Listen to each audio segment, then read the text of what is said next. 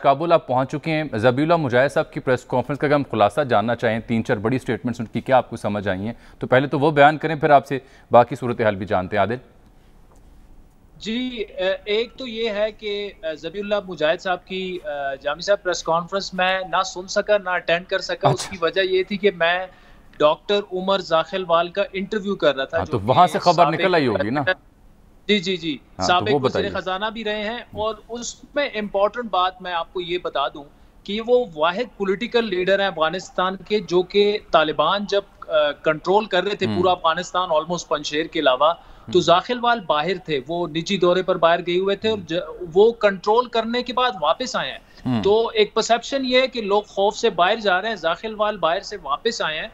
और करजई साहब ने, आपको याद होगा कि इंक्लूसिव गवर्नमेंट बनाने के लिए और रिकंसिलिएशन के लिए एक कमेटी बनाई थी, जिसमें डॉक्टर अब्दुल्ला अब्दुल्ला थे, हिकमत जी। यार साहब थे, उसमें जाखिलवाल साहब जो हैं वो भी शामिल हैं। और जो पंजशेर वाला मामला है उसमें वो मसालियत इस वक्त करा रहे हैं बिटवीन अहमद शाह मसूद की फैमिली और तालिबान की।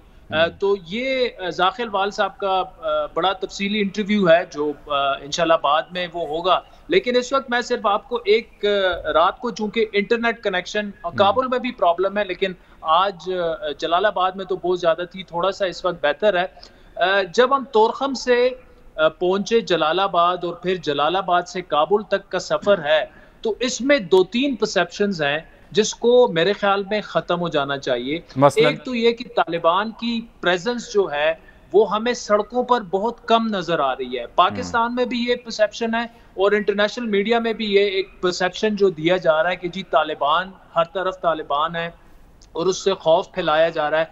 आप यकीन करें, कल जो मैंने अपना शो होस्ट किया वहां से, उसमें 1 मिनट एडिट नहीं हुआ। मैं जलालाबाद की सड़कों पर निकला और वहां की जो यूथ है वो 40-50 लोग सारे मेरे इर्द गिर्द आ गए। मैं उनसे पूछता रहा, वो बताते रहे। वो ये कह रहे हैं कि जी लॉ एंड ऑर्डर की सिचुएशन जो है वो तो बेहतर हुई है, तालिबान के आने के बाद स्नैचिंग खत्म हुई है, जलालाबाद में बहुत सारी चीजें हुई हैं, लेकिन उनके कुछ कंसर्न्स है, वो बड़े जेन्युइन कंसर्न्स है। एक तो ये है कि कोई गवर्नमेंट नहीं है, इंक्लूसिव गवर्नमेंट नहीं है। गवर्नर जो है स्टेट बैंक का अभी इन्होंने अपॉइंट किया है, लेकिन एटीएम्स में पैसे खत्म हो चुके हैं, कैश फ्लो खत्म हो चुकी है और इनकी इकोनॉमी के लिए ये वाली सिचुएशन जो है वो एक टिकिंग बॉम्ब की सूरत इख्तियार कर चुकी है। दूसरा जामी साहब, एक चीज जो हमें पाकिस्तान में भी समझनी पड़ेगी, स्पेशली हमारे सहाफियों को, ये जो अफगान परचम है जिसे मिली बैरख कहते हैं यहाँ पर, इसके साथ यूथ की और अफगानों की बहुत ज्यादा अटैचमेंट है। आपको याद होगा पिछले दिनों जो मुजाहरे हुए उसमें लोग भी मारे गए थे। तो जलालाबाद में जो मैंने रिजेंटमेंट देखी वो तालिबान के खिलाफ रिजेंटमेंट नहीं थी, वो इस वजह से थी कि जी जो अफगान परचम है उसको आप वो एहतराम दें जो देना चाहिए। फिर मैंने तालिबान से जाके, जो मेरे साथ नौजवानों ने मेरे साथ शेयर किया, सामने गवर्नर हाउस जलालाबाद के सामने जो तालिबान खड़े थे, मैंने उनसे बात की। मैंने कहा ये लोग तो कह रहे हैं आप लॉ एंड ऑर्डर की सिचुएशन अच्छी है, स्नैचिंग वगैरह खत्म हो गई है, कारोबार अलबत्ता इफेक्ट हुए और वो अनसर्टेनिटी है, पॉलिटिकल जो कंसेंसस हो जाएंगे, गवर्नमेंट आ जाएगी, वो खत्म हो जाएगी। लेकिन इनका ये बड़ा जेन्युइन कंसर्न है, ये जरा आप सुने। तो उन्होंने मुझसे एग्री किया कि बिल्कुल जी हमें एहतराम देना भी चाहिए और हम एहतराम देंगे भी। तो ये सिचुएशन तो जलालाबाद की थी। जब हम काबुल में एंटर हुए, काबुल में कहीं से आपको नहीं लग रहा कि ये 10 दिन पहले, 12 दिन पहले तालिबान ने यहाँ पे टेक ओवर किया है। यहाँ पर भी पेट्रोलिंग बहुत ज्यादा कम है तालिबान की। शहर नो जो जिस जी जी इधर से तकरीबन 2 मिनट के फासले पर है, वहां पर उसी तरह भीड़ है, दुकानें सारी खुली हुई हैं, ये सारी चीजें हैं। अलबत्ता एक किस्म का वो जो आप सहमा हुए जिसे कह दें, या लोगों में एक खौफ दूसरा जरूर है, जो कि डॉक्टर जाखिलवाल साहब ने भी मुझसे शेयर किया।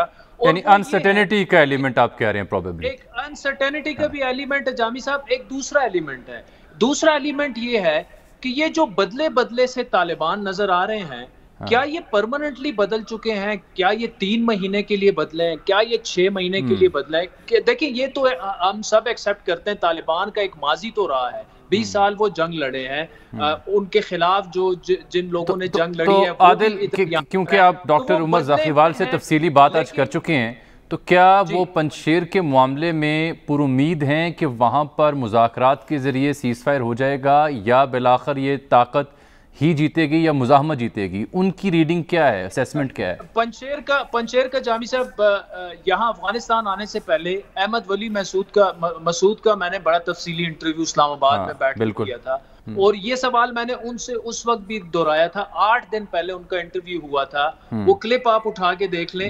उन्होंने बड़ा क्लियर कहा था उस वक्त कि मेरा जो भतीजा है अहमद शाह मसूद का बेटा, जो बेटा है, जो अहमद मसूद, जी अहमद मसूद, वो उनका सन इन लॉ भी है। तो वो कह रहे हैं कि अहमद मसूद कभी रिजिस्ट नहीं करेगा, he has nothing to do with Amrullah Saleh. बड़ा क्लियरली उन्होंने उस वक्त कहा था, लेकिन उन्होंने एक लेकिन लगाया, लेकिन we want inclusive government in Afghanistan.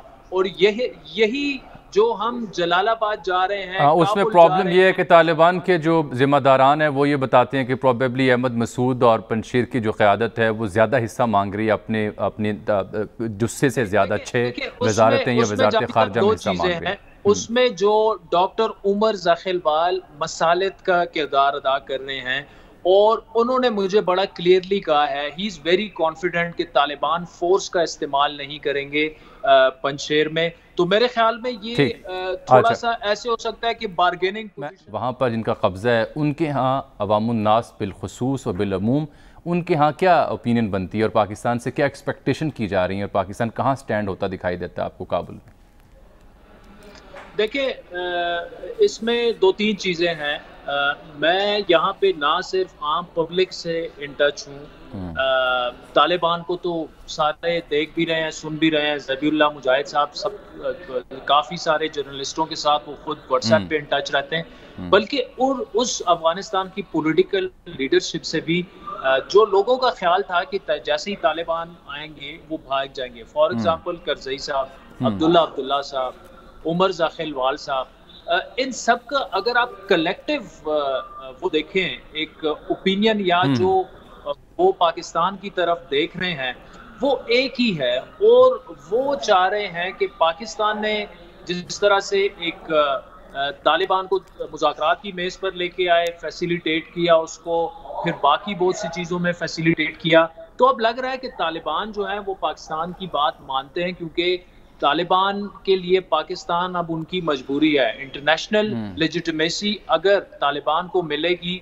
तो वो पाकिस्तान से होके ऐसे जाएगी कि हम 2600 किलोमीटर का बॉर्डर पूरा उनके साथ शेयर करते हैं। तो उनकी एक्सपेक्टेशंस इस वक्त, मैं इस वक्त तालिबान की बात नहीं कर रहा, तालिबान के अलावा बाकी एक्सपेक्टेशंस जो है वो पाकिस्तान से इसी बात की हैं कि इंक्लूसिव गवर्नमेंट के लिए जितना पाकिस्तान अपना किरदार अदा कर सकता है। जिस तरह आपको याद होगा, साबिक शुमाली इत्तेहाद के तकरीबन 11 रहनुमा वो इस्लामाबाद पहुंचे, इमरान खान साहब से मिले, लीडरशिप से मिले, सियासी असली क़यादत से उनकी मुलाकातें हुई तफसीली। ये एक एफर्ट तो जरूर है, लेकिन यहाँ पे जो बाकी पॉलिटिकल लीडरशिप है, जो कि करजई साहब हैं और 2-3 हिकमतयार साहब हैं, अब्दुल्ला हैं, उमर ज़ाखिलवाल हैं, मेरे ख्याल में पाकिस्तान की तरफ से और भी पुश थोड़ी सी तेज होनी चाहिए कि तालिबान को ये एक मैसेज दे दिया जाए कि जी inclusive government is the way forward in. बिल्कुल ठीक आदिल, बहुत शुक्रिया आपके वक्त का, अपना ख्याल रखिएगा।